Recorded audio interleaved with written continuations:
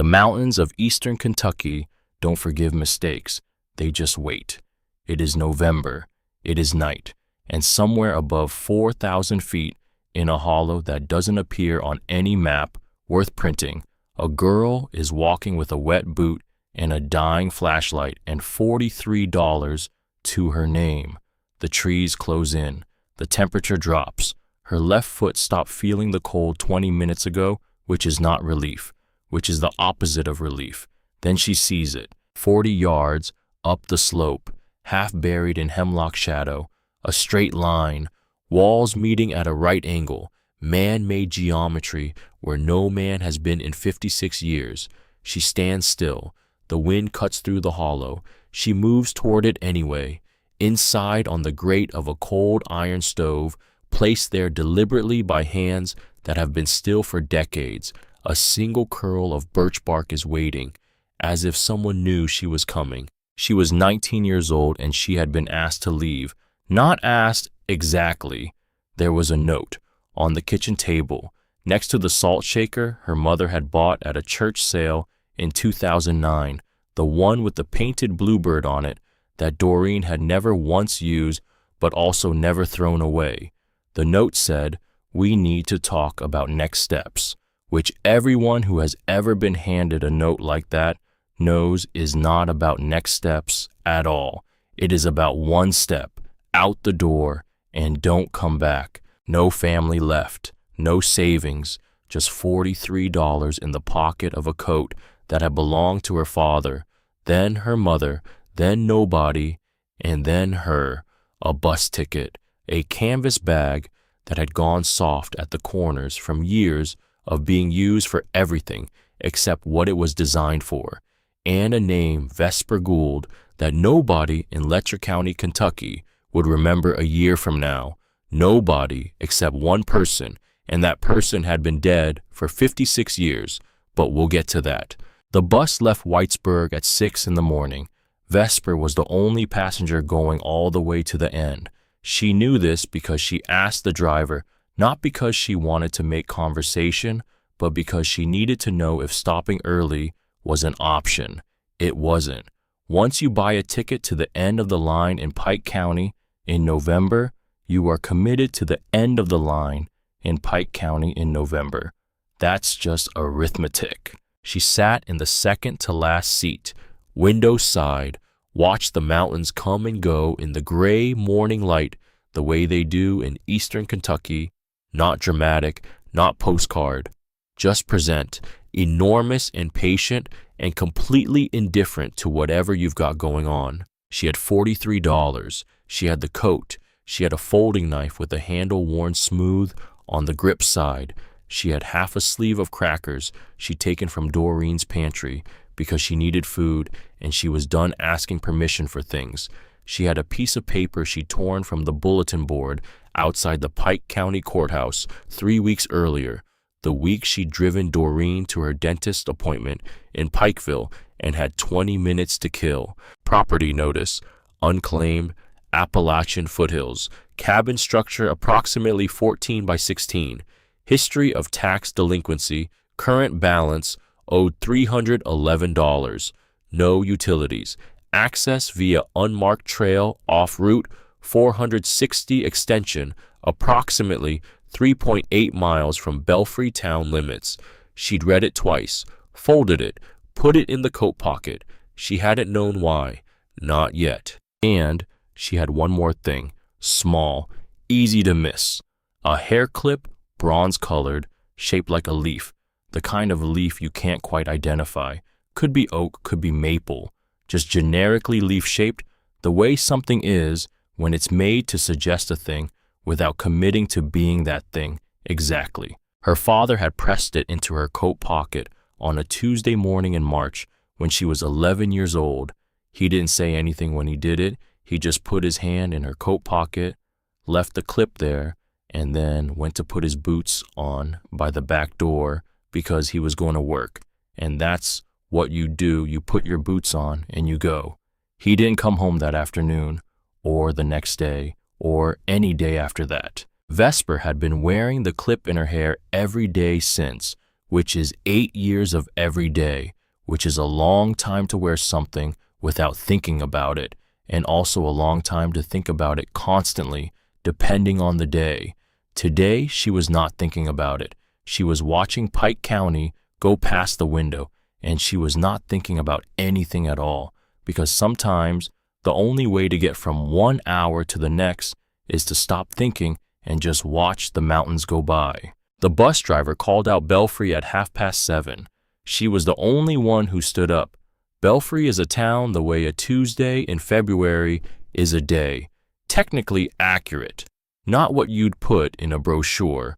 One general store, a gas station, a post office that shared a building with a hardware supply and seemed uncertain which function it was primarily there to perform. A diner called Patsy's that appeared to have been open since the Truman administration and was still using some of the same menus.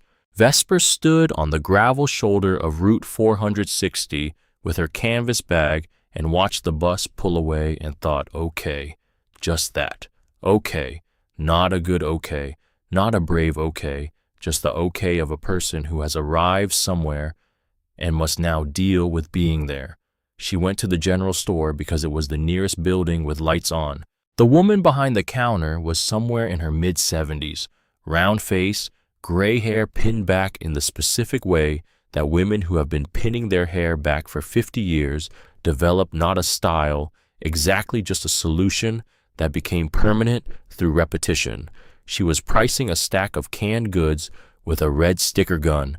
She looked up when Vesper came in, did not say hello, just looked in the measuring way of someone who has been running a rural general store long enough that she can tell within about 30 seconds what category any given visitor falls into. The store smelled like old wood and coffee and something sweet, dried corn maybe, or apples, the kind of smell that has accumulated over decades the way cabin smoke accumulates into the grain of a wall. You the one who asked about the cabin, the woman said. Not a question. Vesper stopped. I haven't asked anyone yet. No, the woman said, but you will. Small towns. She set down the sticker gun. I'm Cora Nix. Vesper Gould. Cora looked at the bag, looked at the coat, looked at Vesper's face in the careful way that takes in a lot of information quickly without asking for any of it directly. You eaten today? I'm fine. That's not what I asked. Vesper said nothing, which was its own kind of answer. Cora went to the back of the store without saying anything further. She came back with a paper bag that she set on the counter between them. Inside 2 biscuits wrapped in wax paper, a hard-boiled egg, a small jar of apple butter, and a slice of pound cake in a zip-closed bag that had seen previous use. I can't, Vesper started. You're not paying for it, Cora said in the tone of someone who has already decided and is not interested in the counter-argument. Consider it a neighbor discount. I'm not a neighbor yet. Not yet, Cora said. Eat the egg first. Protein. Vesper ate the egg right there at the counter because there was nowhere else to go, and also because she was hungrier than she had been willing to admit to herself, which happens sometimes. The body just gets quiet about it, stops complaining, starts rationing its own distress signals. The pound cake had a faint cardamom flavor she couldn't place, warm and specific, the kind of flavor that belongs to one particular kitchen and nowhere else. She did not ask how Cora knew this was what she needed. Some kindnesses don't require explanation. They just need to be accepted. The cabin, Vesper said when she'd finished, the one on the property notice. Cora was quiet for a moment. Then, that place has been closed up a long time. Nobody's gone near it. Closed up, Vesper said. Not abandoned? Cora looked at her a little differently then. The measuring look again, but this time with something added to it. Something almost like recognition. You know the difference.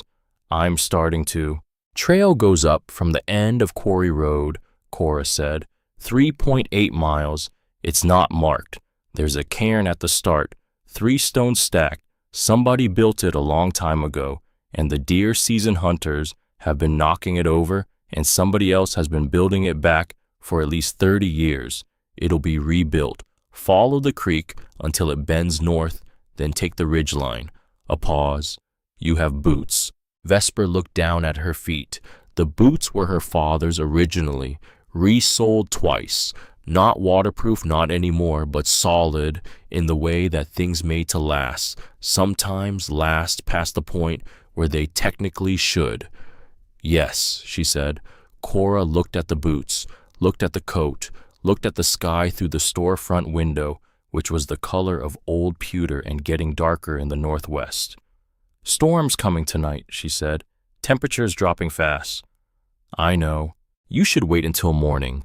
I know. Cora studied her for another moment. Then she went to the back room again. She came back with a paper sack. Inside dried beans, a small bag of rice, a box of wooden matches in a zip-closed plastic bag, a folded square of a heavy-duty garbage bag, 2 pairs of thick wool socks still in the package. I can't take all of this, Vesper said. You can and you will, Cora said with the precise finality of a woman who has been shutting down arguments since before Vesper's parents were born. The socks go on before the boots, not after. You know that. Not a question. I know that. The beans need soaking. Do that first before you sleep. Okay. And Cora stopped, seemed to consider whether to say the next thing, then said it anyway. That cabin hasn't had anyone in it since 1968, but it was left right. Whoever closed it up, they did it properly. You'll understand when you see it. Vesper picked up both bags, looked at Cora Nix across the counter of a general store she'd never been in before, in a town she'd never visited, in a part of the county she'd only known as a name on a map. Thank you, she said. Come back when you need something, Cora said, already reaching for the sticker gun again, already moving on, as if this was the most ordinary transaction in the world, which for Cora Nix, it probably was. She walked out of Belfry at 8 in the morning, and she did not look back, not because she was being dramatic about it, just because there was nothing behind her worth looking back at. The bus was gone. The town was already disappearing into the fog that was settling down from the ridgeline to the northwest. The road ahead was empty. Her boots crunched on the frost-stiffened gravel of Quarry Road, and her breath came out white in the cold air, and she walked. This is what she knew about walking. You don't think about the destination. You think about the next 10 feet, then the 10 feet after that. You keep the pace even, and you breathe through your nose, and you don't let yourself do math about how far you still have to go, because the math is never encouraging, and encouraging is not what you need. What you need is to keep moving. Her father had taught her that, not directly, not with words, just by example, the same way he'd taught her most things, by doing them in front of her slowly enough that she could see how it was done, with enough repetition that it became something she knew in her hands and her feet before she knew it in her head. Garrett Gould, 36 years old when he died, Pike County boy, son of a miner, grandson of a miner, reluctant but unsurprised miner himself, the kind of man who understood that some inheritances aren't what's written in a will. They're just what happens to you next. He'd worked the Blackwater Creek operation for 11 years. He'd been good at it, not because he loved it, but because he was the kind of man who decided to be good at whatever he was doing as a matter of personal policy, because the alternative was being bad at it, which seemed worse. He fixed things. That was his real skill, not the mining, the fixing. He could listen to a machine and hear where the problem was, the way a doctor listens to a chest and hears what's wrong. He had an internal catalog of how things were supposed to sound and how they actually sounded, and the gap between those two was where his work lived. He'd tried to teach Vesper to hear it too. She was 8 when he started. She was good at it by 9. By 10, she was better at it than he was in at least 2 specific ways, which he had acknowledged without embarrassment, because he was that kind of person, the kind who is genuinely pleased when you exceed them rather than threatened by it. The Tuesday in March, When he put the bronze leaf clip in her coat pocket, she had been standing at the kitchen counter eating cereal before school. He'd come up behind her quiet, in the way he was always quiet in the mornings before work, and he'd slid his hand into her pocket and left the clip there and then gone to put his boots on. She'd reached into the pocket in second period and found it, turned it over in her fingers, held it under the desk for the rest of the day. She'd worn it every day since, which was 8 years of every day, 8 years of touching it in the morning when she put it in and not thinking about it again until she took it out at night. 8 years of it being so present it had become invisible. She did not think about this while she walked. She thought about the 10 feet in front of her, then the 10 feet after that. The cairn was there. 3 stones stacked, not elegant, not art, just rocks balanced on each other with the specific utilitarian intention of marking a place. Someone had built it first, probably in the 1960s or before, and someone had been rebuilding it ever since. And the fact that they kept rebuilding it without any ceremony or acknowledgement was its own kind of statement about the persistence of useful things. She found the creek, followed it north, lost it for a while in a thicket of rhododendron that hadn't dropped its leaves yet, the leathery leaves still dark green and hanging heavy with the wet of the morning. Found it again by sound, a low constant conversation with its own bed, the kind of sound that doesn't change whether or not anyone is listening, which is either reassuring or indifferent depending on your mood. She took the ridge line where the creek bent north, the way Cora had told her. The sky was doing what November skies in eastern Kentucky do when they mean business, getting heavier, getting darker in the northwest, in the specific way that means the temperature is about to do something dramatic and downward. She could feel it in the air against her face, that particular sharpness that isn't yet cold enough to be painful, but is clearly practicing. By noon, she was above the tree line for a stretch, and she could see the ridge she was heading for, and beyond it, nothing, just more mountain and more sky, and the particular loneliness of high ground in late autumn when everything that was green has gone brown and everything that was alive is waiting. She went back below the tree line. Oak and poplar, second growth, the kind of forest that has been logged once and allowed to come back without help. The understory was thick with a mountain laurel. The ground was frozen at the surface and soft underneath, so her boots went through the crust with every step and came up making a sound like someone tearing paper. An hour later, her left boot went through the ice on a creek crossing she hadn't seen in the low light under the laurel canopy. The water hit her foot like a decision someone else had made for her. Cold like that isn't a temperature, it's a sentence. It's the mountain looking at you and saying, well, let's see who you are. She scrambled up the opposite bank and stood for a moment in the dark, breathing, listening to her own heartbeat, doing the calculations. Left foot, wool sock from Cora, so still insulating, even wet for a while. Temperature dropping. Sun, what sun? There was going fast. She had maybe an hour before the foot became a real problem. She started moving faster. She saw it at dusk, 40 yards up the hollow, half buried in hemlock shadow, a shape that didn't belong to the forest, a straight line, walls meeting at a right angle, man-made geometry in the middle of something that had been trying very hard to forget men existed. She stood still.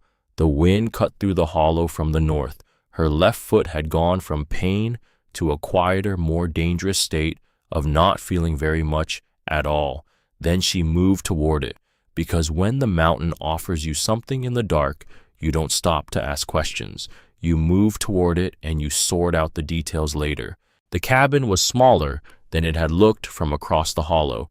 14 by 16, she would find out later, by pacing it with a knotted cord she kept in her bag for that purpose, a habit she'd picked up from her father, who'd kept a knotted cord in his work bag for years and had never once explained why, and she had never once asked, and now she was the one with the knotted cord. The walls were hewn log, notched at the corners without nails fitted in, the way things were fitted when nails cost money and skill was the cheaper resource.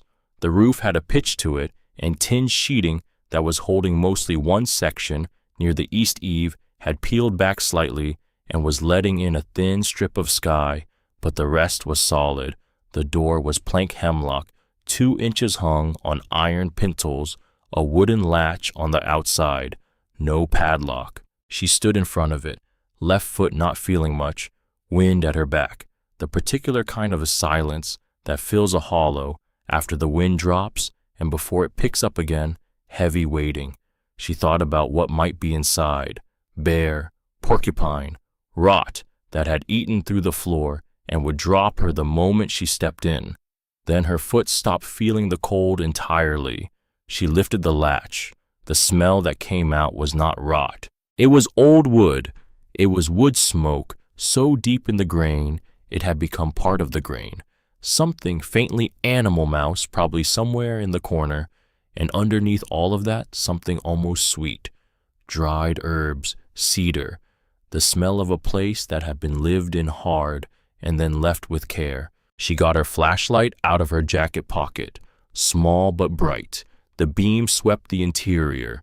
She stood in the doorway doing what you do when you are in trouble floor, first then ceiling, then the most important corners. Floor rough boards gray with age but solid when she put her weight on the threshold. Ceiling low enough she'd have to mind her head. Underside of rafters dry. Far left corner, a small barrel stove cast iron sitting on a square of fire brick. The pipe rose straight up through a sheet metal collar in the ceiling. She crossed the room in 3 steps and crouched in front of the firebox and opened the small door and shone the light inside. Clean. Someone had cleaned it out before they left. No ash, just faint ghost rust on the iron and a small curl of birch bark sitting on the grate, placed there deliberately. She knew this immediately. You don't accidentally place birch bark on a grate in a cleaned stove. You place it there because birch bark catches from a single match even when it's been dry for decades. You place it there because you know that someday someone is going to come through that door, cold and wet and needing fire within 60 seconds of deciding they need it. Someone had thought about the person who would come next. Not her specifically, but whoever she was, whoever would arrive here cold and needing something. And that thought that a person could care that carefully about a stranger they would never meet sat in her chest with a weight she didn't have words for yet. She sat down on the floor with her back against the cold iron flank of the stove and pulled off her boot. This first, everything else second. The laces had frozen stiff at the hooks and her fingers were clumsy. She worked them loose one at a time, the way you work something that matters slowly, without forcing it. When the boot came off, she peeled back the wool sock, Cora's sock still doing its job, and looked at her foot without touching it. 2 smallest toes, deep purple at the tips, not white. White would be worse. Purple meant blood was still moving, just slowly, just barely. She pressed one fingertip against the smallest toe, dull sensation, distant, like pressing through leather. But there, she tucked the foot against the inside of her thigh and sat that way, breathing through her nose, while the feeling started to come back in waves that were equal parts relief and misery. Outside, the wind had picked up again. It found the gaps in the chinking thin whistle at the north-facing window, low moan in the eave above. The flashlight was propped against her knee, throwing yellow light up the near wall, and that was when she really looked at the wall. A shelf above the single window, 2 canned goods, labels faded, a tin cup with the handle broken off at the base, old break clean, and leaning against the wall below the shelf, something she hadn't registered in those first cold minutes of arrival, an axe, splitting axe, handle refitted, the head wrapped in a band of copper wire wound tight neat, keeping the steel from working up the wood. Someone had worked to keep that axe. Someone had cared about it enough to wire it and set it back in the corner where it could be found. Her toes were starting to burn, which meant blood was moving, which was good. She stood, crossed to the stove, reached into her coat pocket for the plastic bag of matches from Cora's supply sack, found it by feel. One match. First strike. She held it to the corner of the birch bark. The flame found the oil in the papery outer layer. Brief hesitation, then a decision. The bark curled and caught, and beneath it she saw what the person who laid this fire had built. Beneath the bark cedar shavings over dry grass, over two split pieces of softwood over a single piece of hardwood. Dense, dark, split clean, and aged to the color of old leather. It was a teaching fire. You build a fire like this when you want the person who finds it to understand something. Not just here is heat, but here is how it works. Here is the order. Here is why. She sat back on her heels and watched it grow. The stovepipe ticked as the metal expanded. The window began to fog at the corners within 5 minutes. She needed to fix the gap in the northwest chinking before anything else. She could feel the cold coming through it, slow, persistent, the breath of the mountain finding its way in. She had a small roll of fiberglass insulation stuffed into a garbage bag in the bottom of her canvas bag. Her father had told her once, always carry something you can stuff a hole with. She'd used it before on a truck with a broken side window. She'd never asked why he thought to say it. She'd just remembered it. She tore off a section and pressed it into the gap, pressed more in behind it. The wind stopped coming through. The room changed immediately.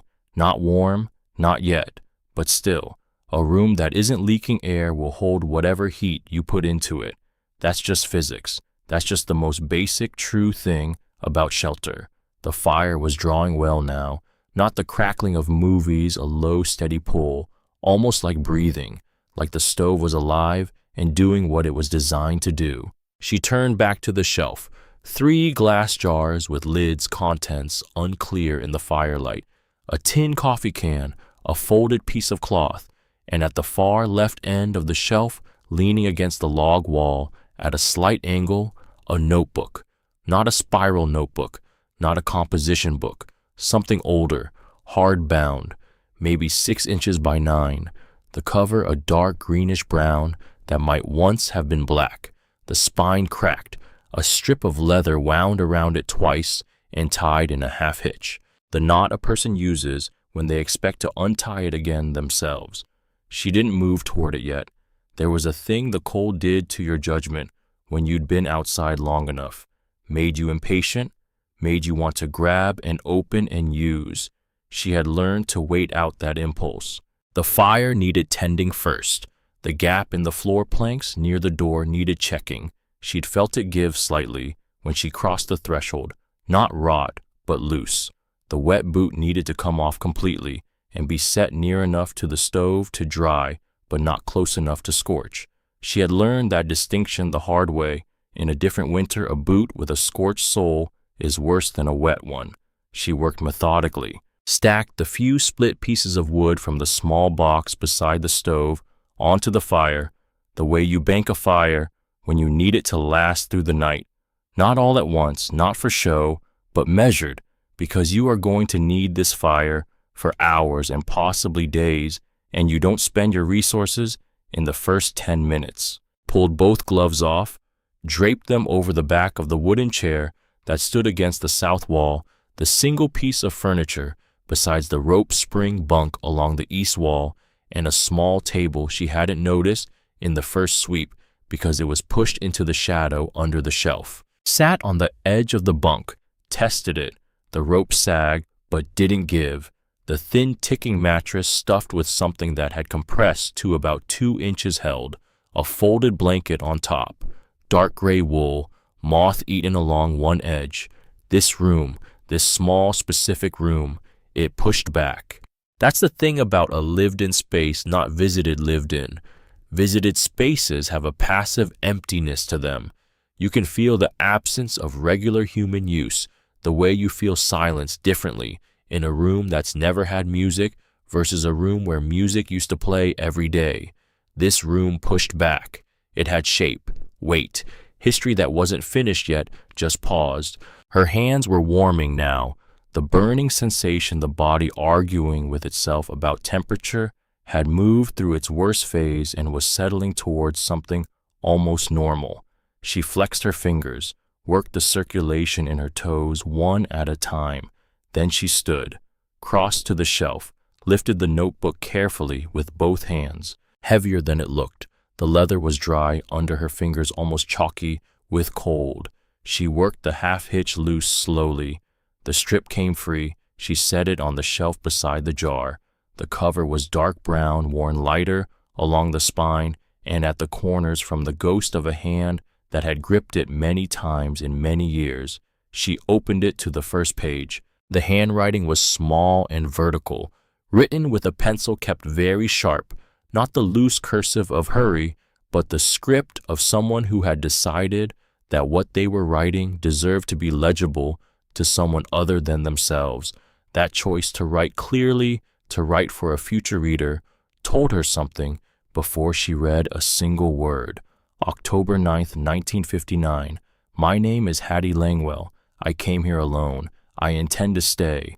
Vesper read it twice, then read the second line. The only thing I have left to say to the town is goodbye, and I find I don't want to say it, so I won't. She turned the page. October 10th. Frost overnight.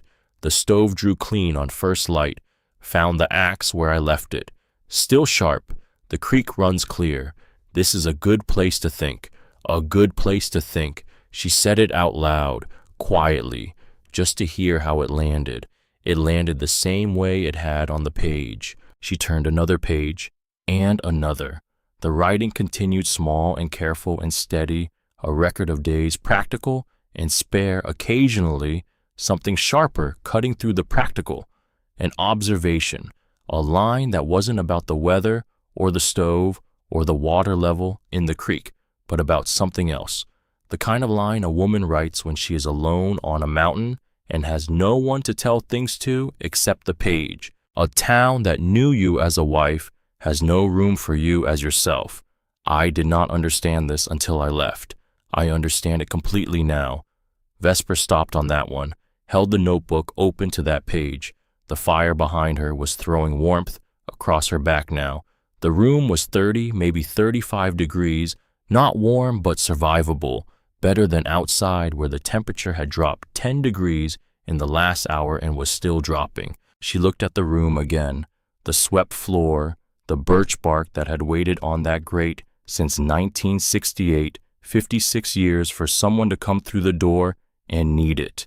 The axe with its copper wire wrapping set carefully in the corner where it could be found. The notice she'd torn from a courthouse bulletin board 3 weeks ago, which had brought her here, which had seemed at the time like an impulse and was beginning to feel like something with a different name. Hattie Langwell had closed this cabin, not abandoned it, closed it. Every object placed with someone in mind, a someone without a name, without a face, just a future need that Hattie had taken the time to think about. Vesper tucked the notebook under her arm, went back to the fire, sat on the wooden chair and held the notebook in her lap while the stove ticked and expanded and the window fogged over completely and the hollow outside went fully dark. She opened the notebook again. Read slowly, the way you read something when you're not sure yet what it's going to mean to you, but you know it's going to mean something. October 14th. Wind from the northwest hard. Temperature dropped 18 degrees between noon and dark. The water line is the problem. I know where the spring is, 40 yards northeast. But getting it from there to here in a way that doesn't require carrying it twice a day, that's the work. I've been thinking about it. Gravity is the answer. It always is. You just have to trust it enough to dig the trench and walk away. Vesper looked at the north wall. She hadn't looked for a water line yet. She hadn't had time. But there was a hand pump mounted near the east wall. She'd noticed it in the first sweep and filed it away as something to come back to. An older pump, cast iron, connected to nothing visible. She added that to the list. Not tonight. Tonight there was the fire. The foot, which was going to be sore tomorrow, but would be fine. The canned goods on the shelf labels faded. She'd find out what they were by morning. The beans in Cora's bag soaking now in the tin cup she'd filled with creek water from the bottle in her pack she hadn't forgotten. The blanket, which was going to be cold but adequate. The notebook. Outside the storm arrived. She could hear it coming down the hollow, the sound of wind building in the canopy, the specific drumming of snow on tin, the creak of the hemlock at the corner of the cabin settling under the added weight, the tin sheeting on the roof, the goods section, the part that was still seated held. She listened for drips. Nothing. She built the fire low, steady, not high enough to pull cold air down the chimney. She had read about that somewhere or heard it. You manage a fire at night the way you manage everything when you're alone. Conservatively. You don't spend what you'll need tomorrow just to be warm enough tonight to forget that tomorrow is coming. She pulled the blanket over her shoulders and sat in the chair by the stove, with the notebook open on her knee, the firelight making the pencil marks glow faintly amber. October 22nd. The first hard snow. I watched it come in from the northwest. There is something about snow on a mountain, the way it changes the sound, the way it changes the light. Everything gets both quieter and more real. I built the fire up and made coffee and sat at the window and watched. I thought about writing a letter. I didn't. I'm not ready yet. Vesper looked at her hands. The bronze leaf clip was in her hair the way it always was, where she always put it, where she didn't think about it anymore. She touched it with 2 fingers without taking it out. Her father's hands, her mother's hands, Doreen's kitchen, the salt shaker with the painted bluebird. She set the notebook down on the table beside the chair. The fire murmured. The snow drummed the roof. She was 19 years old. She had $43 and a canvas bag and a pair of boots that had belonged to 2 generations of Goulds and were still going. She had a handful of crackers and Cora Nix's beans soaking in a cup. She had her father's knife and her father's coat and her father's bronze leaf clip and the particular stubbornness that had been getting Goulds through Pike County winters since before the county had its name. And she had this specific room, this stove, this blanket, this notebook written in the careful hand of a woman who had been dead for most of Vesper's life and had nevertheless somehow left the fire laid. For a long time she sat and didn't think about any of it, just listened to the snow. Then she picked the notebook back up and kept reading. She woke up at 4 in the morning because the fire had gone low and the cold had come back in through the floor, not through the walls. She'd fixed the walls, through the floor, that slow, patient cold that rises from frozen ground through wood that is old enough to have stopped pretending to be an adequate barrier. It came up through her boot soles and into her feet and up her shins, and by the time she was fully awake, it had made it to her knees and was working on her hips, and she thought, okay, so this is how mornings are going to go. She got up, built the fire, stood close to it in her coat with her hands open toward the heat until her fingers started working again. Outside, the snow had stopped sometime in the night. The hollow was completely silent in the specific way that only happens after heavy snowfall. The sound absorbed the world, reduced to its outline. The thermometer she'd hung from a nail by the door read 29 degrees inside. She looked at it for a moment. 29 degrees inside, which meant the fire, low as it had gone, had still held the cabin at least 15 degrees warmer than outside, which meant the walls were doing their job, which meant whoever had built this cabin had known what they were doing and had built it to last, and it had lasted. That's not nothing. That's actually everything. She put the beans on. The first full day in the cabin, she made a list. Not on paper. She didn't waste paper on lists. In her head, the way her father had taught her to do it. Priority order. What fails first kills you first. Everything else can wait. Heat working. Temporarily, water not working. The hand pump on the east wall connected to nothing. Needs investigation. Food 3 days, maybe 4 if she rationed. Roof one section of tin loose near the east eave. Not leaking yet. Will leak. Floor solid except the section near the door. Not structural. Cosmetic. Last priority. The gap in the northwest chinking fix. Holding. She wrote none of this down. She just stood at the window with the tin cup of coffee. Real coffee from the emergency tin on the shelf, because some things you use when you need them rather than saving them for a better day that may not come. And she looked at the wall and ran the list in her head until the order felt right. Water first. Always.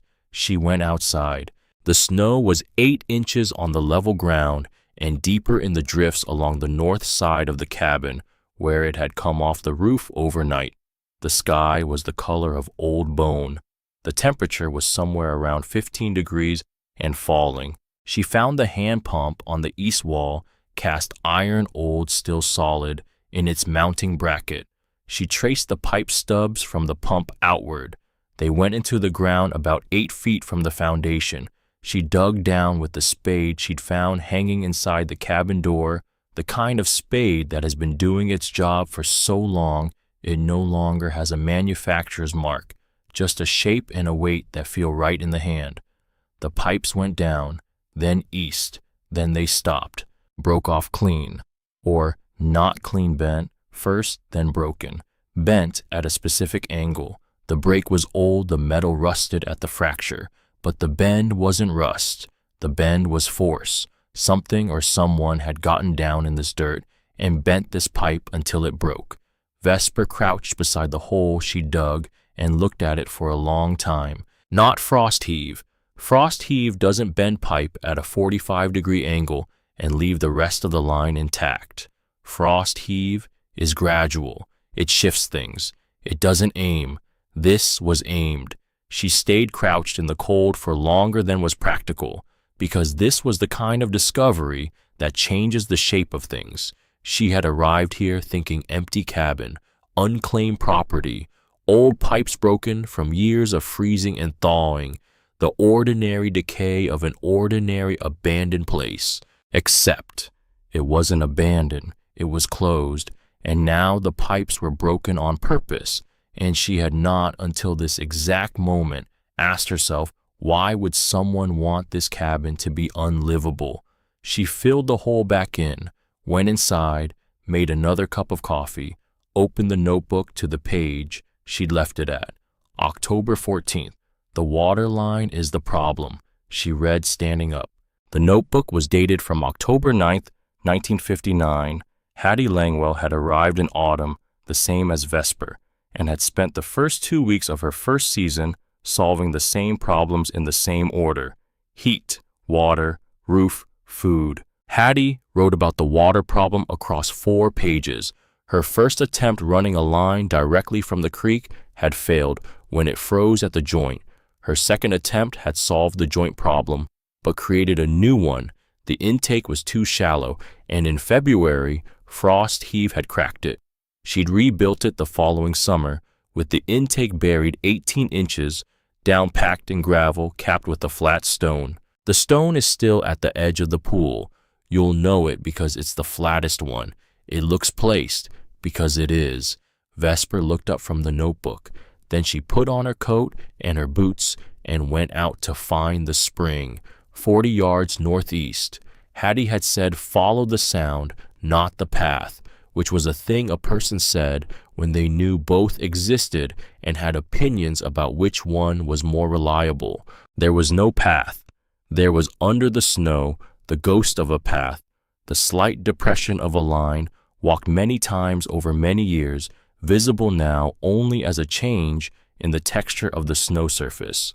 She followed it anyway, and she followed the sound, low, constant, the sound of water moving under ice, which is one of the more reassuring sounds a person can hear in the middle of a frozen November, because it means the water is still there, still moving, not stopped. The pool was where Hattie said it would be, a small, natural hollow at the base of a limestone shelf where the water came out of the rock and gathered before continuing downhill.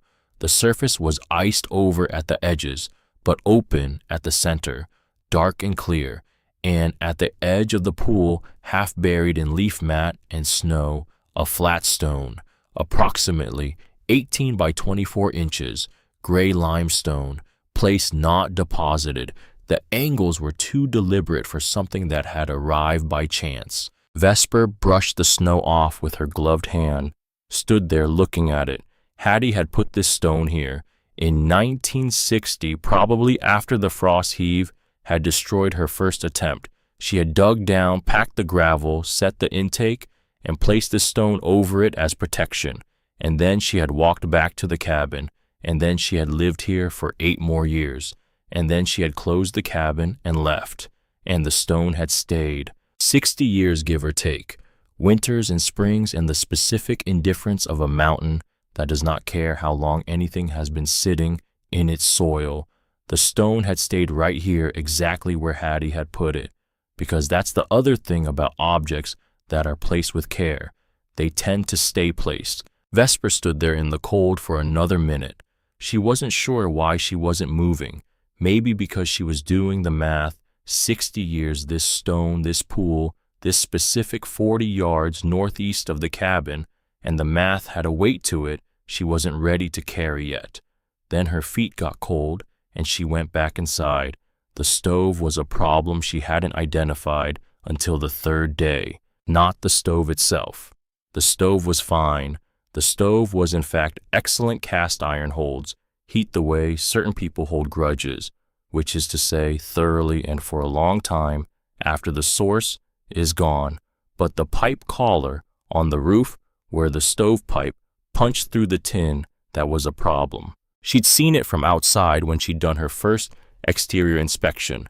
The collar had pulled away on the uphill side, lifted by decades of expansion and contraction, and the gap it left was exactly the kind of gap that lets weather in. Not a lot, just enough. And every rain and every snow melt since maybe 1971 had been wicking down the interior of the pipe, running along the firebox and rotting the floorboards directly beneath. That was the soft spot she'd felt when she first crossed the threshold, not general decay. One specific wet column of rot, floor to ceiling, centered exactly on the stovepipe. She dealt with it on the 3rd day because by the 3rd day, the temperature had dropped enough that she needed the stove running continuously, which meant the pipe was warming continuously, which meant the gap in the collar was admitting cold air continuously, which meant she was losing heat she couldn't afford to lose. The coffee can on the shelf, roofing tar hardened at the edges, still soft at the center, left there deliberately. She had known this the moment she saw it, because you don't leave a can of roofing tar on a shelf above a stove as a decoration. You leave it there because you know about the collar, because you fixed it before, because you want the next person to be able to fix it too without having to find the materials. She worked a fist-sized chunk loose with a stick from the wood box, climbed onto the roof by feel more than sight in the fading afternoon light, pressed it into the gap while holding the collar down with her knee, worked it in with her thumb until the seam was sealed. By the time she came back down, she couldn't see her hand at arm's length. She built the fire entirely by touch, which was fine. She had laid the kindling before she went up. Good habit. Maybe the most important habit, the one that means the difference between a manageable situation and an emergency. You don't leave for the hard work without making sure you can come home to fire within 60 seconds. Hattie had written about this. Page 23. Always lay the fire before you leave, not in case you need it when you get back, so that when you get back, the first thing you do is something you can do right. Vesper had read that line 4 times, not because it was complicated, because it was so simple it almost hurt. The water line took 4 days to rebuild, not 4 full days, 4 days of working a few hours in the morning before the temperature dropped far enough to make precision work impossible, then coming inside to warm up and read more of the notebook, then going back out for another hour or 2 in the afternoon. She didn't have the right pipe. She had 31 feet of clear vinyl tubing, 3/4 inch, that she'd carried in from the workshop in Harlan, where she'd worked the last 2 years. She'd grabbed it the morning she left, because it was in her locker and she had a policy about not leaving things behind that she might need. Good policy. She had 4 hose clamps and a half roll of plumber's tape. She didn't have enough pipe in one material. She had exactly 31 feet of tubing and the old galvanized sections that had survived intact, which once she traced the full line and replaced the broken section, gave her enough. She staked the grade the way Hattie's notebook described: drive a stake, set the level, measure the fall, move 10 feet, repeat. She did this in the morning of the second day until she had a line staked from the pool to a point just outside the east wall, and she knew the vertical drop was 42 feet, give or take. Enough, more than enough. Gravity needed about 3 feet of drop per 100 feet of pipe to move water reliably. She had 42 feet of drop over 64 feet of line. Gravity does the work. You just have to trust it enough to bury the pipe and walk away. She buried the pipe. She packed gravel around the intake. She set the flat stone back in place, shifted slightly to allow the water to find the pipe, then tamped back in place. She did not open the intake until the trench was backfilled and tamped. The notebook had been specific about this, underlined, with a small annotation in the margin in handwriting, slightly smaller than the rest. Cover it first. Water is patient. You have to be too. She covered it first. Then she walked down to the holding tank, an old galvanized trough she'd found under a tarp behind the cabin, patched with roofing tar along a cracked seam set now just outside the east wall at the outlet end of the line, and she waited. 4 minutes. The water came without ceremony, a dark threading into the bottom of the trough, almost silent, spreading across the metal floor. It rose to the level of the overflow notch. She'd cut in the rim, found it, and stopped. Vesper watched it level off, watched it confirm itself, and then she cried. Not the dramatic kind, not the kind people do in movies when they have arrived at the moment of triumph. The quiet kind, the kind that happens when you have been holding something very carefully for a very long time and you finally set it down, not because you chose to, but because your hands just opened. She stood there in the cold beside the trough with water moving through the line she'd built and the tears going cold on her face, and she thought about her mother, not about anything specific, just about her, the shape of her, the particular way she'd laughed at things that weren't funny to anyone else, the way she'd smelled in the morning like coffee and hand lotion, and something else that Vesper had never been able to name and couldn't now. She hadn't cried when her mother died. She'd been 14 and she hadn't cried then. She was 19 and she was crying now in a hollow in Pike County because water was moving through a pipe she'd buried, and sometimes that's how grief works. It doesn't come when you expect it. It comes when your hands finally open. She wiped her face on her sleeve, went inside, made coffee. The notebook became the structure of her days, not because she was following instructions, because Hattie Langwell had solved the same problems in the same order and had written down what she'd learned, and reading it was like having a conversation across 60 years with a person who understood exactly what Vesper was doing and why it was hard and what to do when it didn't work. Not a mentor, not a guardian angel, just a woman who had written carefully for a future reader she'd never meet, who had decided that the record of her mistakes was worth keeping. Hattie made mistakes, a lot of them. She wrote about all of them. The intake pipe that froze because it wasn't deep enough. The roof patch that held through October and failed in January because she'd applied the tar in weather that was too cold for it to set properly. The night she burned through half her wood supply in a single night because she'd gotten the damper wrong and the stove had run hot instead of steady, and she'd woken up to the smell of the pipe collar getting too warm and had spent the next 6 weeks rationing what was left. I made 3 separate mistakes in my first winter, Hattie wrote. Any one of them could have ended this. I survived all 3, which means I was lucky and also that I was paying attention. Being lucky without paying attention is a short career. Vesper read that on the 7th day and thought about the caller.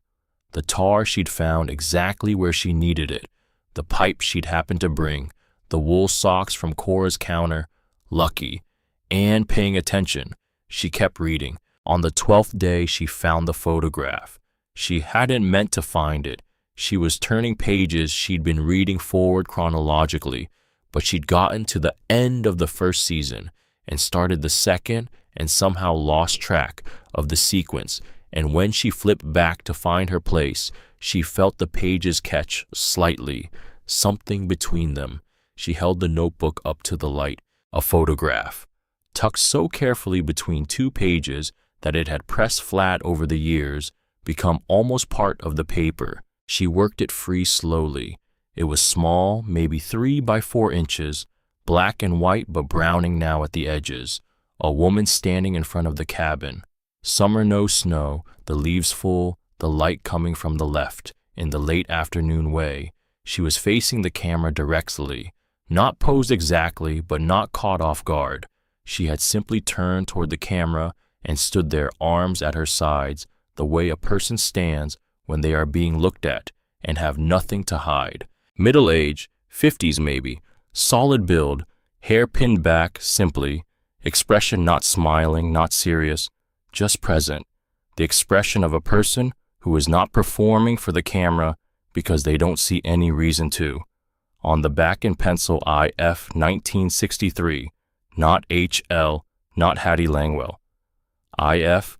Vesper turned the photograph over again, looked at the woman, then she looked more carefully, not at the expression, at the structure of the face, the nose, the way the chin sat, the specific angle of the jaw, the way the hands hung at the sides, slightly turned outward, which is not something people notice about themselves, and so it's not something people correct. She put the photograph down on the table, picked up her coffee, set it back down without drinking. Her mother. Not her mother. Obviously not her mother. This photograph was from 1963, and her mother had been born in 1971, and IF was not her mother's initials, and this woman was standing in front of a cabin her mother had never seen, but the face, the hands. Vesper picked the photograph up again. She was not a person who talked to herself as a general rule. Too much silence in her childhood had given her a respect for quiet that felt almost physical, but she said out loud to nobody, "Who are you?" The cabin didn't answer. The fire ticked. The snow outside had started again, light this time barely audible on the tin roof. She set the photograph against the tin cup with the broken handle and looked at it while she ate her dinner beans again with the last of the dried cornmeal from the shelf tin made into something that was technically cornbread if you were generous with your definitions. IF 1963. She was still looking at it when she went to sleep. February came in like it meant something personal. 3 days of temperatures that didn't get above 0. 2 of those days, the wind came out of the northwest at 30 miles an hour, which meant it didn't matter what the thermometer said, because the thermometer was only measuring the air and the wind was making the air into something else entirely. The kind of cold that finds the gap between your collar and your scarf and stays there. The kind of cold that makes you understand at a cellular level exactly why humans invented walls. The wood supply was the problem.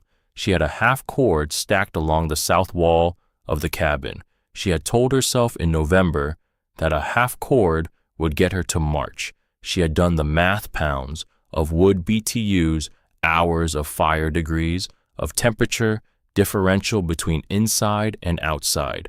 Good math, careful math, the math of a person who pays attention.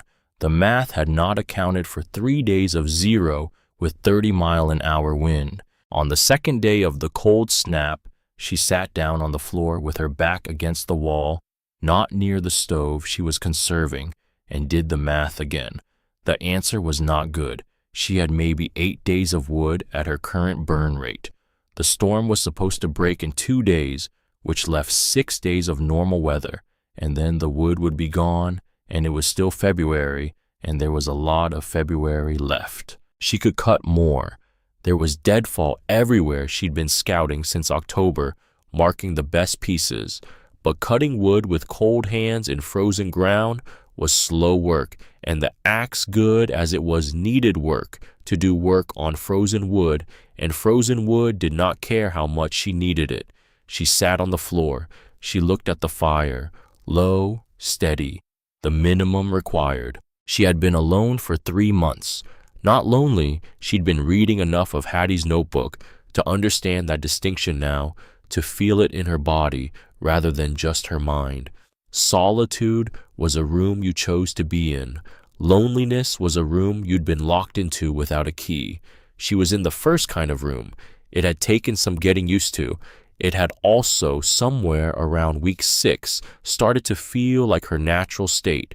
But this was the first time she had sat on the floor with the fire low and the wood supply doing bad math, and thought about what it would mean if she had to leave. Not should leave, not wanted to leave, if she had to.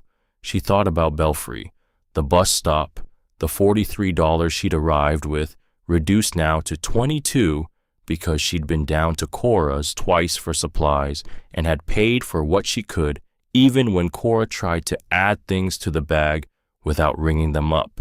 $22 wasn't a bus ticket to anywhere useful. She thought about Doreen's kitchen, the salt shaker with the bluebird, the note on the table. Next steps. No. She got up, put on her coat, put on her gloves, went outside with the axe in the 20 below wind chill, and spent 2 hours cutting deadfall until she couldn't feel her hands well enough to swing safely. Then she went in, warmed up, went back out.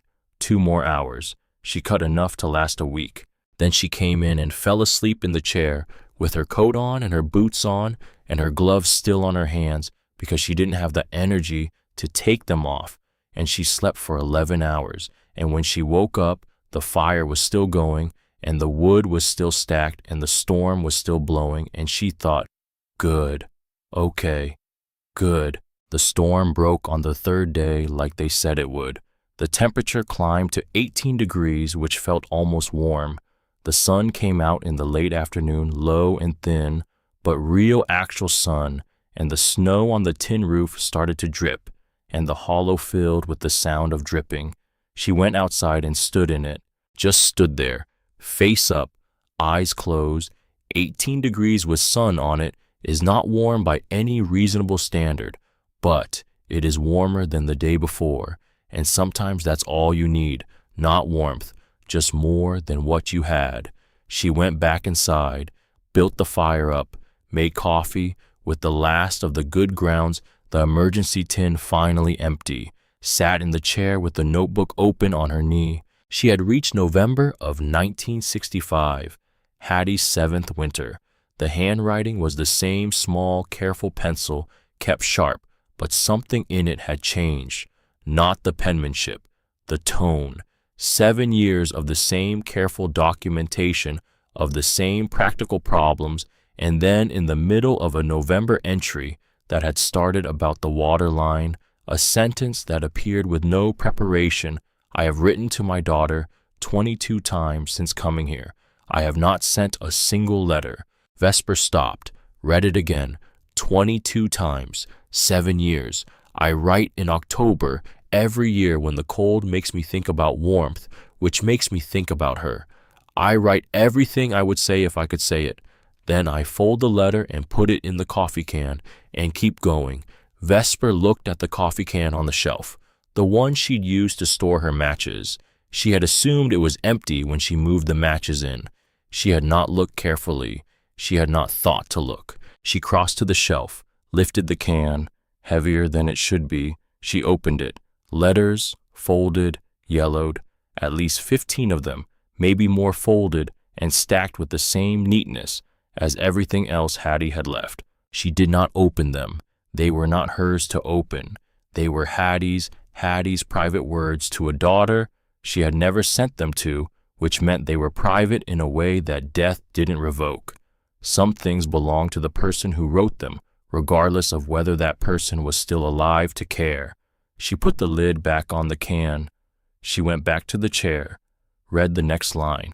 I don't know why I keep writing them, except that I do know, because the writing is the only part I have. I can't send them, but I can write them, and maybe that's not nothing. Vesper stayed very still for a long time. Then she turned the page. She had been in the cabin for 6 weeks when she walked down to Belfry. Not because she needed supplies urgently, she was managing, but because 6 weeks without seeing another human face had started to feel less like chosen solitude and more like something she was doing to avoid a question she hadn't identified yet. Also, she needed salt. The walk down took 2 hours in good conditions. She'd cleared and marked the trail herself over the first 3 weeks, pulling the rhododendron back where it overhung the path, resetting the cairn at the bottom where someone had knocked it over again. The walk felt shorter than it had the first time, partly because she knew it now, partly because the body stops measuring distance once a route becomes familiar and just moves through it. Cora was behind the counter when she came in. Same position, same sticker gun. You look like you've been working, Cora said. I have. Water, fixed. Something shifted in Cora's expression. Not surprise, more like confirmation. The expression of a person whose expectation has been met. Good. Vesper bought the salt, a new box of matches, 2 more cans of soup. She counted out the money carefully because she was now down to $14, and $14 was not a lot of buffer. Cora rang it up and then stood there for a moment, not reaching for the bag. Someone came asking about that cabin, she said. Vesper looked at her. Who? Man named Clifford Bray. Said the name the way you say a name you're not certain the other person is ready for. Carefully. No additional editorial. Real estate. From Pikeville. He came in 3 weeks ago and asked if anyone had moved into the Langwell place. Langwell. It was the first time she'd heard someone else say that name out loud. What did you tell him? That I run a general store, not an information service. Cora handed her the bag. He'll find out eventually. Small county. A pause. He came back once, last week. I think he's been up the trail. Vesper felt something tighten in her chest. The bent pipe, the deliberate break, the 45-degree angle. I know, she said. Or maybe she was saying it for the first time right now out loud, which is sometimes how knowing works. You have the information, but you don't actually know it until you hear your own voice say it. She was almost at the door when Cora said, There's something for you. Vesper turned. Cora was holding a small envelope, plain white, her name on the front. Vesper, in handwriting she recognized immediately because she had grown up reading it on school permission slips and birthday cards, and once a note on a kitchen table. Doreen. She stood in the doorway of Cora's store in the cold afternoon light and held the envelope and thought about opening it and thought about not opening it. Then she thought, I have $14 and a broken water pipe that someone bent on purpose, and a man named Clifford Bray who has been asking questions. She needed information more than she needed to protect herself from a letter. She opened it at the counter because her hands were cold, and she didn't want to lose the paper. Doreen's handwriting, short, 3 sentences. A man named Bray came to see me last month asking about property in Pike County. I don't know what he wants. I thought you should know. And then below that, after a gap, like she had stopped, and then decided to write more, I hope you're all right. 4 words, from a woman who had handed her a note about next steps and put a brochure for an assisted living facility on the kitchen counter the same week. 4 words. Vesper folded the letter, put it in her coat pocket, stood there at Cora's counter for a moment that was longer than it should have been, looking at the grain of the wood. You okay? Cora asked. Yes, Vesper said, which was true, and also not the whole truth, but sometimes that's what you have. She walked back up the mountain. That night she sat in the chair by the fire and read. She had reached November of 1967, Hattie's 9th winter. The second to last one, though. Hattie didn't know that yet when she wrote it. I have been thinking about the person who comes here after me. I think about her more and more. I don't know who she is. I don't know where she comes from or what has happened to her or what she needs. I only know she will come because this mountain calls the right people at the right time, and I have to trust that. I want her to know this. The first night is the hardest, not because of the cold, because you don't know yet if you can do it, and then you do it, and then you know. Vesper lowered the notebook. The fire was burning steady. Outside, the temperature was dropping again. She could feel it coming through the logs, that change in pressure that precedes serious cold. She would need to build the fire up before she slept. She would need to check the water line in the morning. She would need to figure out what Clifford Bray wanted and what it meant for the bent pipe and whether $14 was enough to do anything useful at all. Tomorrow. All of that was tomorrow. Tonight, she sat with the notebook in her lap and the fire doing its quiet work, and the photograph of IF, whoever IF, was propped against the tin cup on the table where she could see it. That face, those hands. She reached up and touched the bronze leaf clip in her hair, one finger, the way she always did without thinking, the habit of 8 years. Outside, the wind was picking up again. The holly bushes against the north wall rustled and settled. The stovepipe ticked. She picked up the notebook and kept reading. March came in sideways, not the gentle march of calendars and greeting cards, the real March, the one that arrives in eastern Kentucky like it hasn't decided yet whether it's still winter or has agreed to become something else and is punishing everyone around it for the uncertainty. Warm one morning ice by afternoon, snow that melts by noon and freezes again by dark into something treacherous and mean along the north-facing slope of everything. Vesper had been in the cabin 4 months. She knew this because she'd been marking the days on the doorframe with a pencil, not obsessively, not like a prisoner, just the way her father had marked the days until payday on the kitchen calendar, a small, practical record that said time is passing and I am accounting for it. 118 marks. She looked at them sometimes in the morning while the coffee was heating.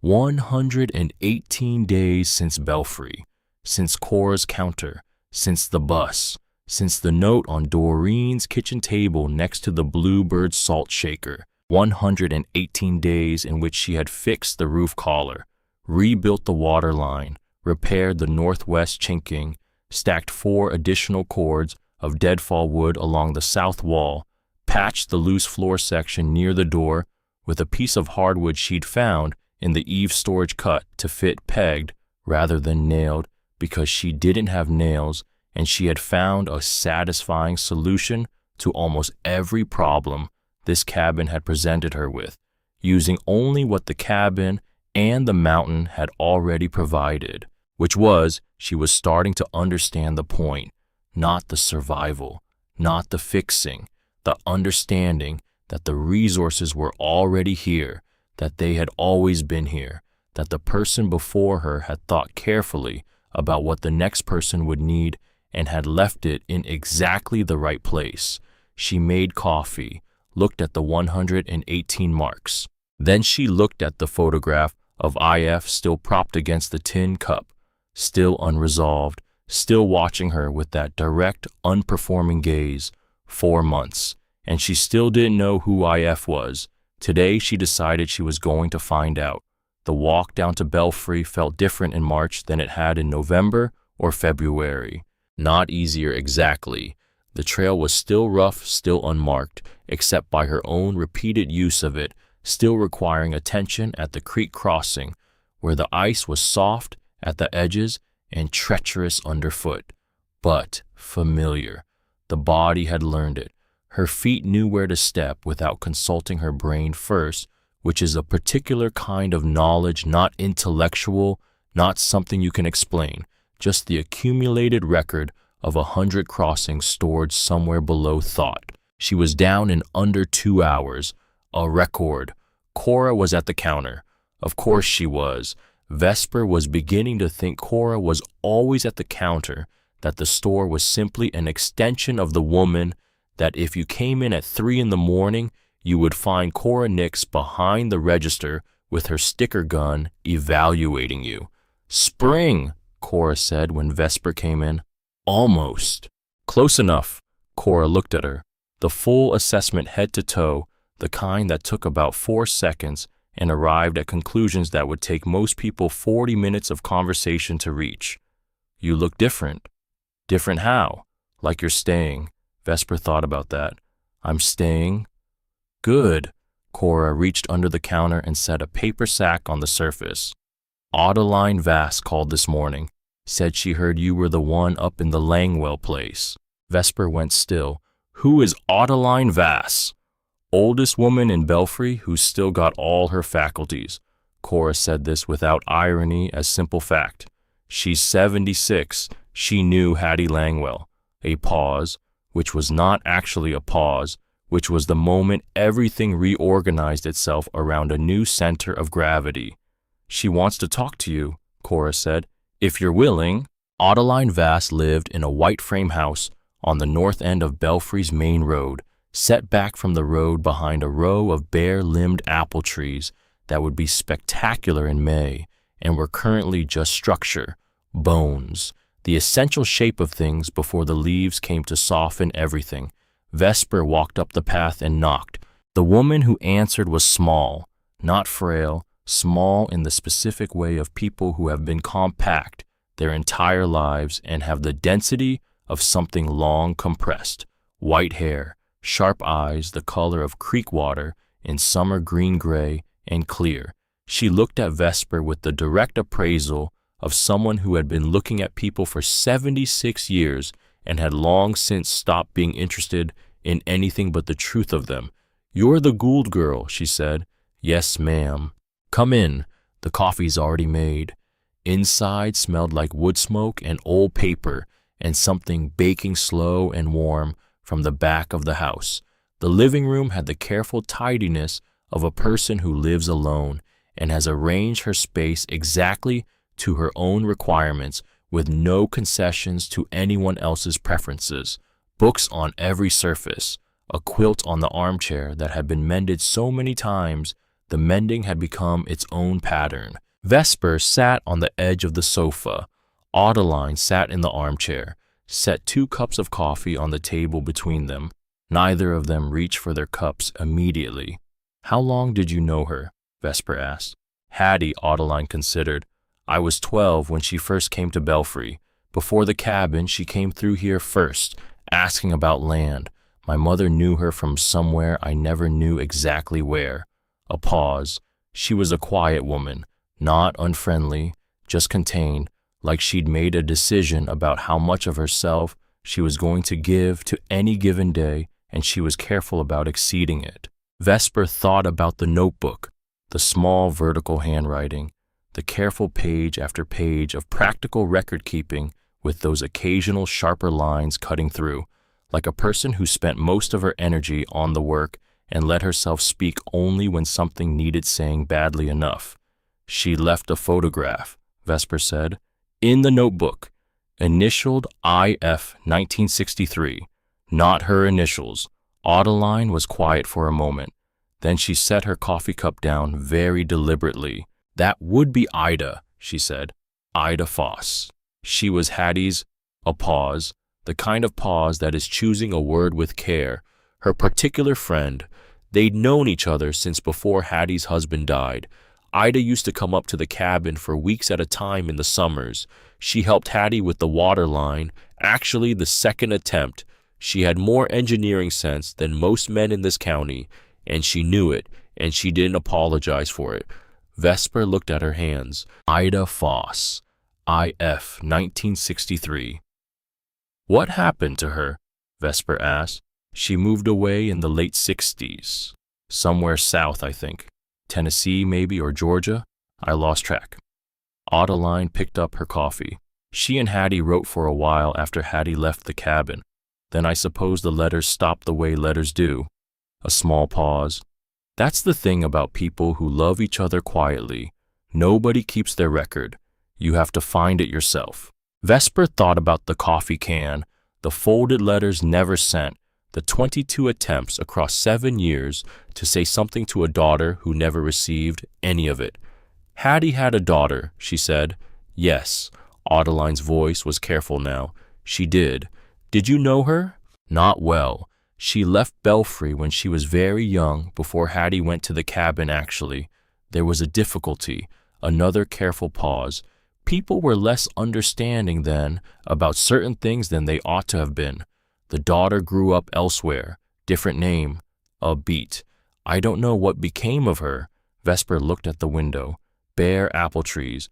March sky, the specific pale blue of a cold day with genuine sun in it. She thought about what Adeline wasn't saying and what Hattie's daughter might have carried with her leaving Belfry young, and what a woman passes on to a daughter, even when they're not together, the angle of the jaw, the way the hands hang, the particular turn of the nose. Some things pass through blood, whether anyone intends them to or not. She didn't say any of this out loud.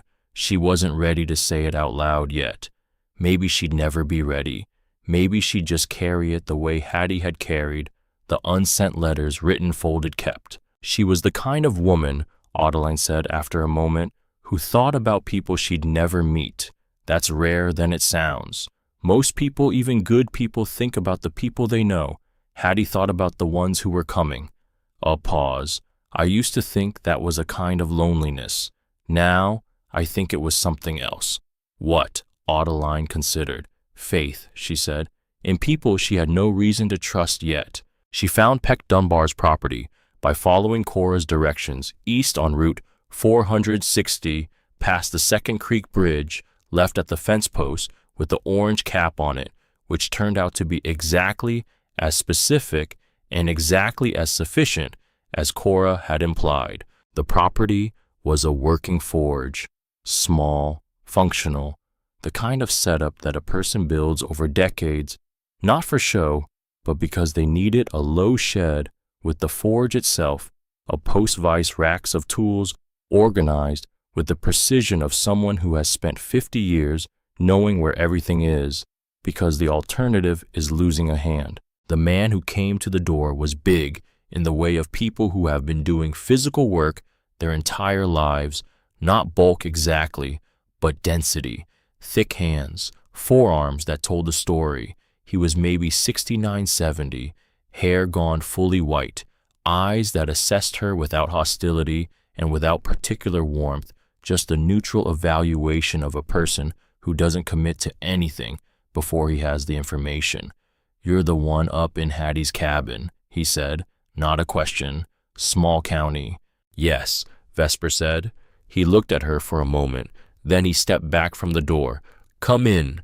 The interior of the forge smelled like coal and iron and the particular metallic sweetness of work that has been done in a space long enough that it has soaked into the walls. He had a fire going in the forge itself, not working, just banked, keeping the space warm. You knew her, Vesper said. Hattie? He went to the workbench, picked up a piece of iron he'd been shaping, turned it over in his hands, the way people handle familiar things without thinking about it. I was the closest neighbor she had up there. 4 miles. A small sound that was almost a laugh. 4 miles is close in that hollow. She left an axe in the cabin. He set the iron down, looked at her fully now. That axe has a copper wire wrap on the head. Yes, I did that wrap, he said. Summer of 1961. The head was walking up the handle and she needed it to stop. Copper wire was what I had. He paused. She kept that axe better than most people keep things they love. The word love sitting between them in the forge warm air, not dramatic, just accurate. I need to know about the property, Vesper said. The legal situation. There's a man, Clifford Bray, who came to the cabin. He implied I have no legal claim to be there. Peck's expression shifted. Something settled in it that hadn't been settled before. Not anger, quieter than anger, the expression of a person who has been expecting a certain kind of news and has found upon its arrival that expecting it was not the same as being ready for it. "Bray," he said, "you know him. I know of him." He moved to the corner of the forge where a metal cabinet stood against the wall locked with a padlock. He opened it key on a chain around his neck and reached inside, brought out a folder, the kind of folder that has been handled many times over many years, the edges worn soft. Hattie asked me to hold on to some things. When she left, she said if someone comes and they've earned it, give them this. Vesper looked at the folder. "She said I'd know," Peck said, "whether they'd earned it." He set the folder on the workbench between them. "I think 4 months up that mountain in your first winter counts." Inside the folder documents, property records going back to 1959 when Hattie had first registered the land, a hand-drawn survey, 2 letters from a Pike County attorney dated 1965 describing the terms of a life estate with remainder a legal arrangement that gave the right of occupancy to whoever was living on and maintaining the property with the remainder interest held in a simple private trust. The terms were not complicated. Maintain the property, live on it. The occupancy right was yours. She had been maintaining the property. She had been living on it. For 4 months, Clifford Bray had no claim. He had never had a claim. The bent pipe and the intimidating visit and the questions in Belfry, all of it was theater, the performance of authority by a man who had none. Vesper stood at Peck Dunbar's workbench and read the documents twice and then set them down. She had expected to feel relief. She did feel relief, but underneath it, or alongside it, was something else, something slower and less legible. She had come to this mountain because she had nowhere else to go. That was true. That had been the whole truth in November. It was not the whole truth anymore. She knew, Vesper said, not asking, Hattie, that someone would come, that it would be. She stopped, started again. She set everything up like she knew. Peck was quiet for a moment. He picked up the piece of iron again, turned it over. Hattie was a woman who thought carefully about what she left behind, he said. She didn't leave things by accident. A pause. She left the copper wire wrap because she knew the axe would keep, and that whoever came would need an axe that kept. He set the iron down.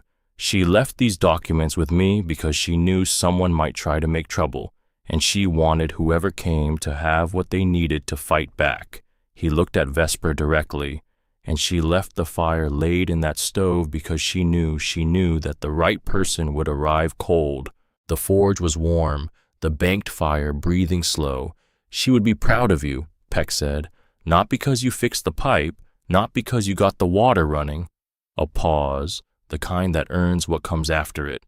Because you didn't leave. She went back to Clifford Bray. Not in person. She didn't need to go in person, and she understood now that was what he'd been counting on, that she would feel the weight of his confidence and mistake it for authority.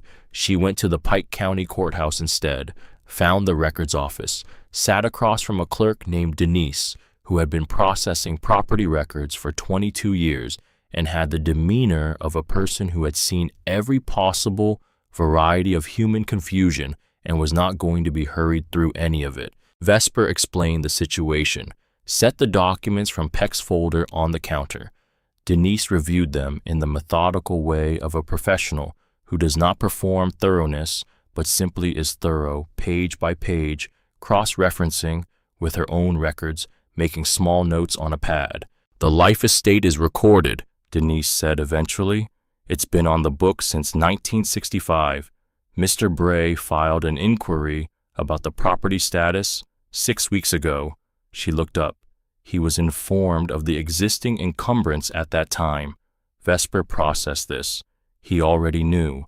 He was told, Denise said with the careful precision of a woman who understood the difference between knowing and being told and was not going to editorialize about it. So, Clifford Bray had known the cabin was legally occupied, had come to the cabin anyway, had implied she had no claim, had been banking on the possibility that a 19-year-old girl in a remote hollow would not know what he knew, that she could be made to feel illegitimate until she left on her own, at which point the property would revert to the county, at which point someone with connections could acquire it for the cost of the back taxes, $311. He had tried to buy her out with implication and cold weather and a broken pipe, and it almost worked, and it didn't. And the difference between those two outcomes was a notebook in a cabin that had been left by a woman who thought carefully about what she left behind. "Can I get a certified copy of the life estate filing?" Vesper asked. "Of course," Denise said. "There's a $6 fee." Vesper paid the $6. She had 7 left. She was going to have to think about money soon.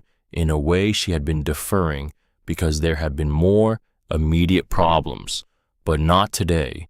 Today, she walked out of the Pike County Courthouse with a certified copy of a legal document in her coat pocket and stood on the courthouse steps in the cold March sun and thought, okay, not a defeated okay, not a relieved okay, the okay of a person who has confirmed something she already suspected. The mountain had offered her something. She had trusted it enough to stay. It had held. She went to see Bray on her way out of Pikeville. His office was above a title company on Main Street. Small, practical furniture, the kind of space that is designed to communicate competence without committing to anything warmer. He was behind his desk when the receptionist showed her in, and his expression when he saw her made a series of small adjustments that she cataloged, quickly surprise, then recalibration, then the settling into a position of practiced neutrality. "Miss Gould," he said, the tone of a man who has decided to be civil because civility is cheaper than the alternative. She put the certified copy on his desk. He looked at it, did not pick it up. He already knew what it was. "The water line," she said, "on the property. Someone bent it." A pause that was longer than an innocent person's pause. Properties in that condition often have infrastructure damage from frost heave. "It was bent at 45 degrees, she said, with the break at the joint. Frost heave shifts things. It doesn't aim." Another pause. She looked at him across the desk and waited. She had learned patience from a woman who had been dead for decades. She had learned it from a notebook filled with the record of mistakes made and corrected and made again differently. She had all the time in the world. She had 4 months of practice at sitting with a problem until it told her what it was. Bray said nothing. "I'm not going to report it," she said. "I'm going to go home and fix what needs fixing, the way I've been fixing things since November." She picked up the certified copy, put it back in her pocket. "I just wanted you to know that I know." She walked out. She did not look back. There was nothing behind her worth looking at. Spring arrived the way it always arrives in eastern Kentucky, not all at once, but in argument. A week of warmth, followed by a hard frost, followed by 3 days of rain, followed by a morning that smells like something green and alive underneath the cold. And, before you have evidence that the argument is settled, the hollow filled with sound, water running everywhere, birds returning. She heard them before she saw them. Mornings, the particular layered conversation of a forest coming back to itself. The hemlock outside the north wall dropped its accumulated snow in 3 dramatic crashes over the course of a week, and after the 3rd crash, she went outside and found the ground around it muddy and soft, and, in the corner where the wall met the eave, a crocus, purple, exactly one, growing without permission from the frozen ground, as if it had been waiting all winter just to prove a point. She stood there looking at it for a long time. Then she went inside and opened the notebook to the last entry she hadn't read yet. The final pages. She had been rationing them without meaning to, arriving a little later in the notebook each night, reading slowly, not wanting to reach the end. But it was March. It was almost spring, and she had things to understand before she could begin. The last entry was dated November 14th, 1968, the day Hattie left. November 14th, 1968. I have closed the cabin, swept the floor, laid the fire, left the axe where it can be found, left the tar for the collar because I know it'll need it again before long, left the money because it was earned here and it belongs here, left the notebook because it's the only honest record I have of what this place taught me, and it seems wrong to take it away from the place that taught me. I have been thinking about the girl who comes here after me. I don't know her name. I don't know where she comes from. I don't know what has happened to her, or what she's running from, or whether she calls it running at all, because the people who most need a place to land rarely think of themselves as falling. They think of themselves as walking, just walking, one foot then the other, until they end up somewhere. I want her to know the first night is the hardest, not because of the cold, because you don't know yet if you can do it. And then you do it, and then you know. And the knowing is the thing. It's the thing you carry out of here that weighs nothing and is worth everything. I spent 9 winters here learning that solitude is not the same as loneliness. It took me 3 winters to understand the difference. I hope it takes her less. I want her to know about the west window. Lift it and push left. I want her to know about the spring. Follow the sound, not the path. I want her to know the axe was my husband Leland's, and that he was not a man who believed in keeping sharp things dull. I want her to know that I wrote letters to my daughter every winter for 9 years, and I never sent one, and that the not sending is the only decision I made in this cabin that I regret. Everything else I stand behind. The unsent letters I carry like a stone in the chest. If you are reading this, and I believe you are because the mountain calls the right people at the right time, then you arrived here cold and needing something, and this place gave it to you. That was always its purpose, not mine. The place has its own purposes. I only tried to take care of it well enough that it could keep doing what it does. Say the thing while you still can. Write the letter and send it. Don't be me in this one respect. Be me in every other respect. Stay as long as you need to fix what breaks. Learn from what fails. Trust. Gravity, trust the mountain. But send the letter. I hope this place teaches you what it taught me. Hattie Mae Langwell, November 14th, 1968. This cabin is a good place to think. Leave it that way for whoever comes next. Vesper closed the notebook. Sat for a long time in the wooden chair by the stove. The fire was burning steady. The water was moving through the line she'd built. She could hear it faintly through the east wall when everything else was quiet. That low, consistent sound of something doing its work. The crocus outside, the birds, the particular quality of late March light through the window, which was different from November light and February light, warmer, lower, the color of honey just before it crystallizes. 123 marks on the door frame. She got up, crossed to the table, got paper from the supply bag she'd brought from Pikeville, just regular paper, not notebook paper, the kind you buy in a pad. A pencil kept sharp because she had a drawer full of them now because she'd found a sharpener in the eave storage and had understood immediately what kind of person kept a pencil sharpener in the eave storage of a mountain cabin. She sat back down. She held the pencil over the blank paper for a moment that lasted longer than she expected. Then she started writing. Dear Doreen, not I'm angry. Not you should know what it cost me. Not here is the list of things I've been keeping track of since the morning I found the note. Just the letter. What had happened. The bus. The trail. The cabin. Cora's counter. The birch bark on the grate. And what it meant that someone thought about you before you arrived, that you can be prepared for by someone who doesn't know your name yet. The water line. The axe with the copper wire. The photograph of IF that she still didn't fully understand but was starting to. Hattie. And then at the end, after a space, because some things need space around them. 5 sentences that she wrote carefully. The way you write something. You mean I know you did what you had to do.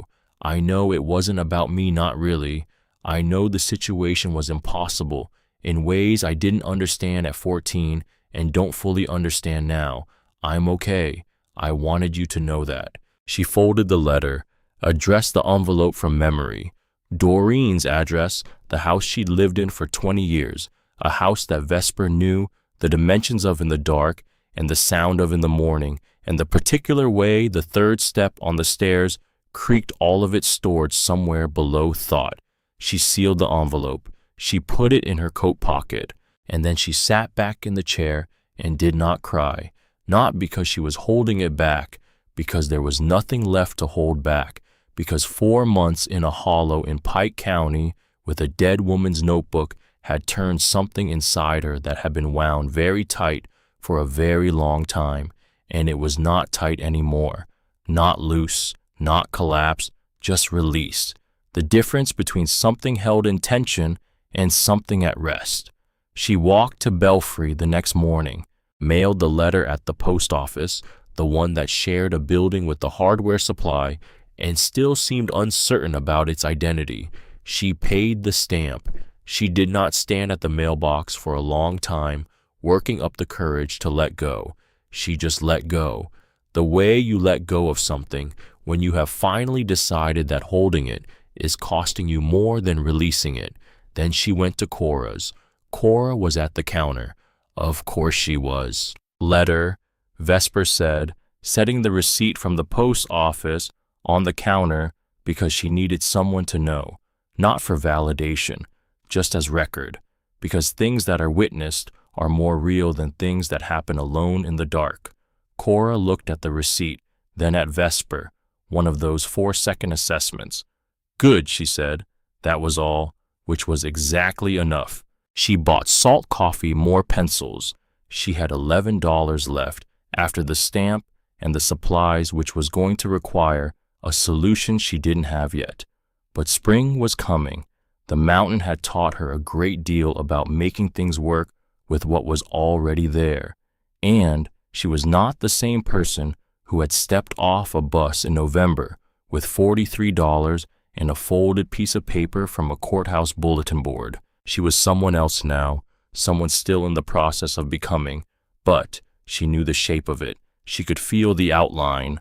That afternoon, Adeline Vass came to the cabin. Not called, came, walked up the trail with a stick she used for balance on rough ground and a small basket that turned out to contain a covered dish of something that smelled like bay leaves and warmth. She arrived at the door, breathing hard from the climb, but with the expression of someone who had decided something and carried it through to completion and was satisfied with herself. "I brought food," she said, unnecessarily, because the basket was visible. "Come in," Vesper said. Adeline came in, looked around the cabin slowly, at the swept floor, the stacked wood, the shelf with the notebook returned to its place, leather stripped back in the half-hitch, because she had retied it when she was done reading with the knot a person uses when they expect to untie it again themselves. At the water moving through the line, you could hear faintly through the east wall, at the photograph of IF still propped against the tin cup. Adeline was quiet for a long time, looking at the photograph. "She found her," she said finally, very quietly. "Who found who?" Adeline set down the basket. She moved to the shelf, stood in front of the photograph without touching it. "Hattie, her daughter." A pause. "I didn't know for certain. I wasn't going to say something I wasn't certain of." She turned to look at Vesper. "But I called a woman I know over in Harlan this morning, someone who keeps records that most people don't bother keeping, and she found some things." Vesper waited. "Hattie's daughter," Adeline said, "the one who left Belfry young. She spent years in different places, but she came back to eastern Kentucky eventually, married a man from Pike County." A pause, the careful kind. "A man named Garrett Gould." The fire, the sound of water through the east wall. Vesper stood very still. Garrett Gould, her father who had gone to work on a Tuesday in March and not come home, her father who had laid a fire his whole life without anyone understanding it, was a fire, who had kept things sharp and running, who had fixed everything that could be fixed, who had pressed a bronze leaf clip into an 11-year-old girl's coat pocket without saying a word, the way a person leaves something for a future reader they won't be there to see. The photograph of I.F. Ida Fosshatty's particular friend, who had come to the cabin every summer and had helped with the water line, and who looked from a certain angle with certain light like the ghost of a face that Vesper had been looking at in mirrors her whole life and had never known where it came from. Her grandmother's friend, her grandmother's cabin, her grandmother's fire. She didn't say any of this. There were no words for it yet. Maybe there would be later.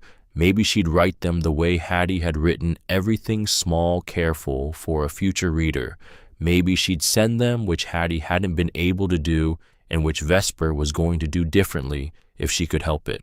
I think, Adeline said very gently, that she knew you were coming. Vesper looked at the notebook on the shelf. At the last page she'd read, I believe you are because the mountain calls the right people at the right time. Not believed, knew. The way you know a thing when you have been paying attention for long enough. She reached up, touched the bronze leaf clip in her hair, her father's hands, her grandmother's mountain, her mother somewhere in the middle of that line, carrying it without knowing what it was. Not lost, never lost, just the long way around. Adeline stayed for 2 hours. They ate from the covered dish something with beans and greens and a broth that tasted like a kitchen that had been cooking for decades. They talked about Hattie, about Belfry, about the way mountains hold things. Adeline told stories Hattie at the general store, Hattie on the Ridge Road in the first winter, making notes in a small book with her pencil. Hattie's expression the first spring, which had been the expression of someone who had made it through something and was not going to make a fuss about it, but was aware that it mattered. When Adeline left, she stood at the door for a moment. I'll come back, she said. I know, Vesper said. After she was gone, the cabin was quiet. The afternoon light was coming through the south window in the honey-colored way of late March afternoons, throwing a parallelogram of warmth across the floor. Vesper sat in the wooden chair. She thought about Peck Dunbar. She would be proud of you, not because you fixed the pipe, because you didn't leave. She thought about Cora Nix. Good, said the way a person says something when it is simply accurately true.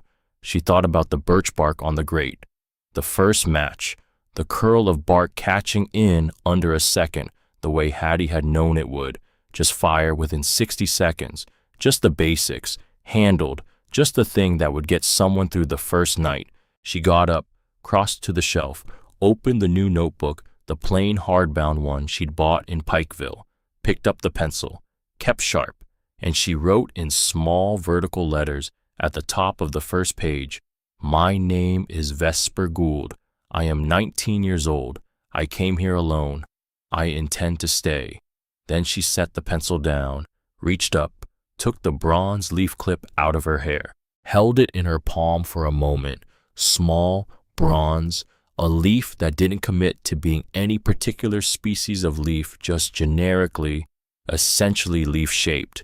Her father's, her grandmother's mountain, her. She crossed to the shelf, set the clip down carefully beside the old notebook, not thrown, not abandoned, placed, with the specific intention of a person who knows that what you leave in the right spot for the right reason can outlast you by decades and still be exactly where it needs to be. The fire was going, the water was moving, outside the hollow was filling with the last light of a March afternoon, that brief suspended gold that doesn't last and maybe isn't supposed to. Vesper Gould was 19 years old and she had been asked to leave. She had $43 in a coat pocket and she spent 12 of them on a bus ticket to the end of the line. It was the best $12 she ever spent.